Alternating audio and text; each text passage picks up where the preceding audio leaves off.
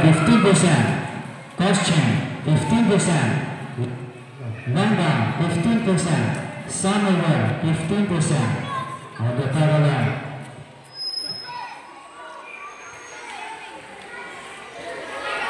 %70. Gagalakan yung Q&A. Okay, simula ang nakuha ng production. Candidate number 1 ba? Candidate number 2? Or candidate number 3? Sino?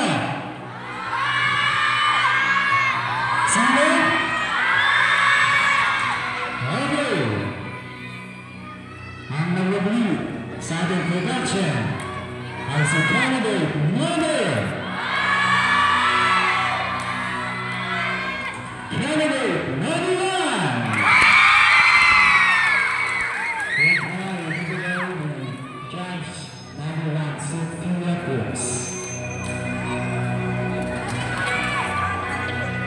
Best in production.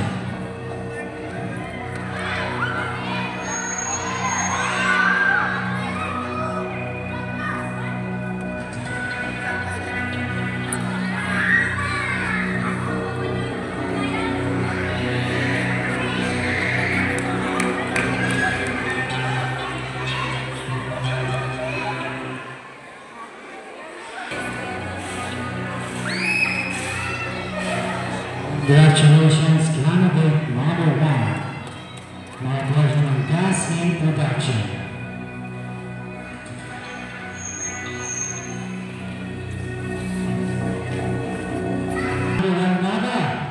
Candidate number 2 or candidate number 3. Sino?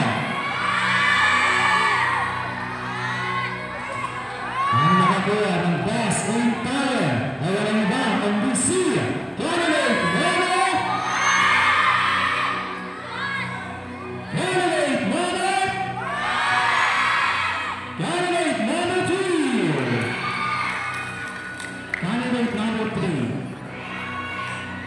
Candidate number 3. Siapa? Candidate number 3.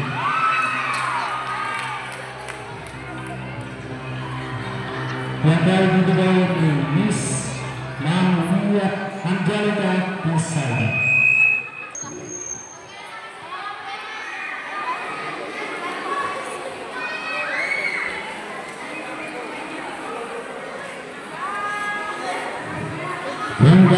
Congratulations, candidate number 3.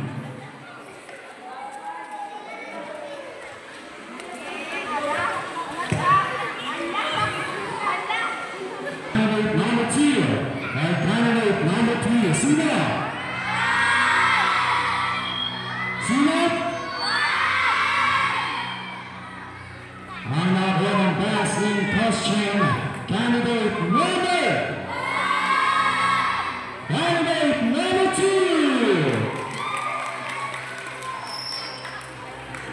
Kemudian Miss Michelle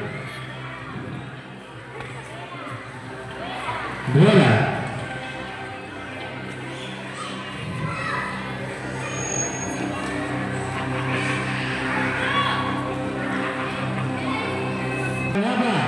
Candidate number 2 or candidate number 3. Sino?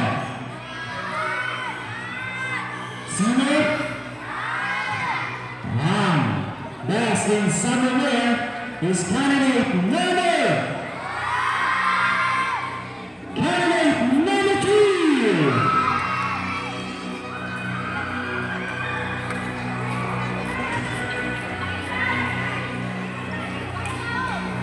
Yang bahay. Apa pala ng award?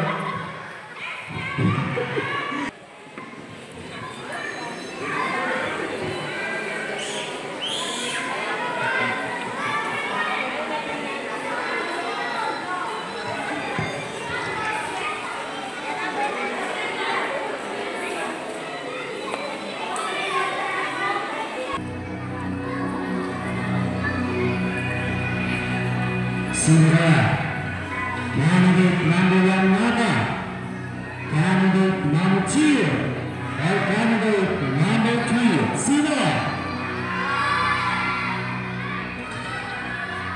Sino ang nakakuha ng Best in London? Alam mo ba kung si candidate number 2?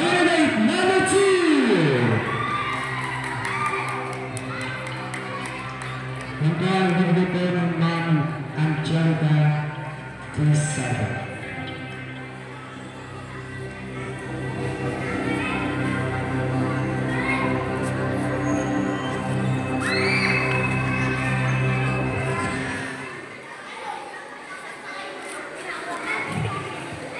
Well, congratulations ladies, hindi pa po tayo nagtatapos. Ikaw candidate number 2, ready ka na ba? Medyo. Ikaw candidate number 3, handa ka na ba? Okay, ang sasagot. Okay. Tingnan ko na kung sino ang judge ang magtatanong. Okay, judge number 3, Ma'am Michelle Fella.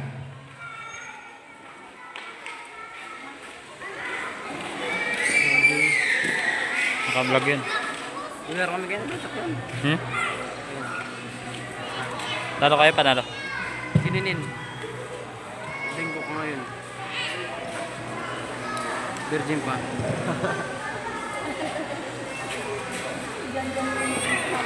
Hello, candidate number 1. This is my question. What is importance of study in the life of the youth? Ano ang kahalagahan ng edukasyon sa buhay ng mga kabataan? So, thank you for that wonderful question. Ang kahalagahan po ng pag-aaral o edukasyon sa isang kabataan ay ang matututunan nila lahat, lalo na po ang kanilang paggalang sa kanilang mga magulang. Edukasyon ay napakahalaga dahil naniniwala po ako na edukasyon ang tanging susi sa lahat, or education is the key to success in life. Thank you. Alright, thank you so much, candidate number 1. Candidate number 2. Ang iyong nabunod ay si judge number 1.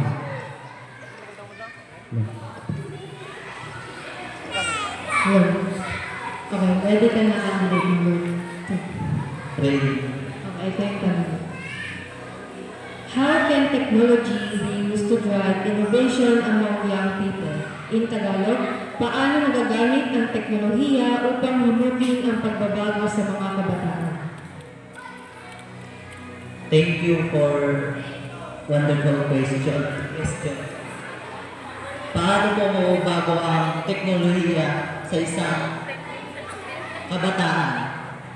Unang-una, ang teknolohiya ay nagbibigay ng isang tulong bilang isang kabataan o estudyante. Nagbibigay upang mapadali ang kanilang ginagawa, lalong-lalo na sa school. Pero meron po itong disadvantage.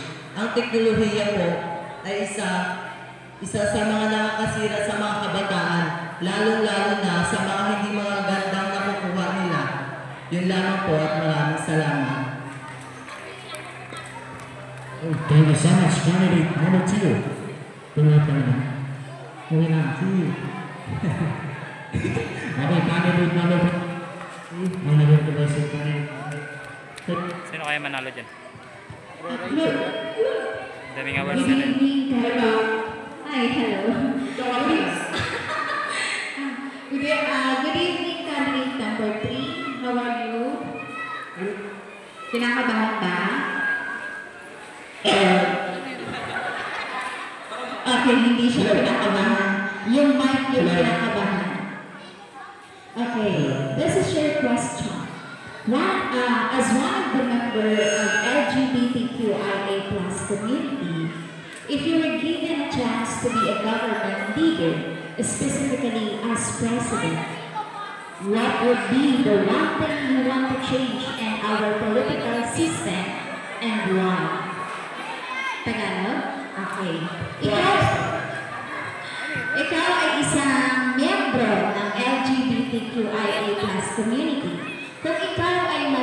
binibigyan ng pagkakataon na mabigyan ng posisyon sa pamahalaan.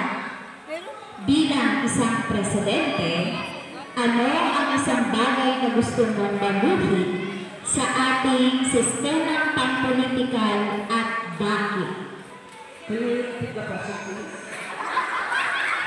Tagalog o English? Tagalog. Okay.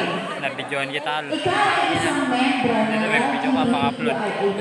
community as of now. Kung ikaw ay bibigyan ng pagkakataon na manahalal sa pamahalaan, Halata nga eh. posisyon sa pamahalaan, bilang isang presidente, Dami na yung tao. ano ang isang bagay na gusto mong baguhin sa ating sistema pampolitikal at bakit?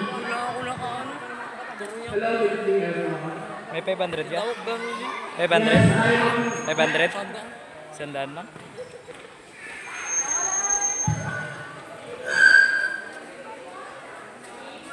Hello. Yes, I'm member of LGBTQ. I'm bisexual, I'm not gay. I'm going to study because to my own Opinion. sa my own. Kung pagbibigyan ako ng pagkakataon magiging member ng politikal at bilang presidente, ang babaguhin ko ay politika, ay ang pag-progress sa bawat membro ng politikal. Bakit? Kasi una-una sa Mali yata ang manalo. nag-uumpisa ang pagiging kurakot. Dahil bakit? Dahil ang perang dapat sa gobyerno ay dapat, ang perang dapat sa mga mamayan o mga tao dapat ibigay.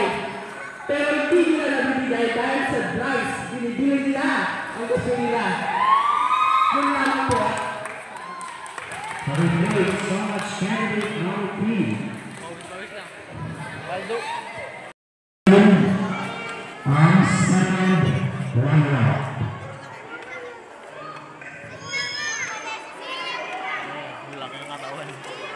Wala. Mana yan? Manalo. Wala. Now, we're going to the line. This is the 2025. Handa na ba yung naman? Kumantak na sana. Oh! Ang first runner-up is candidate number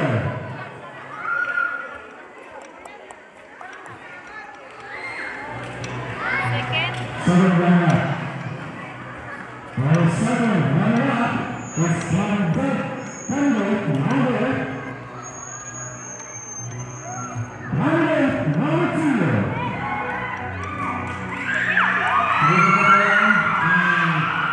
Si Manny nga yata ang mananalo.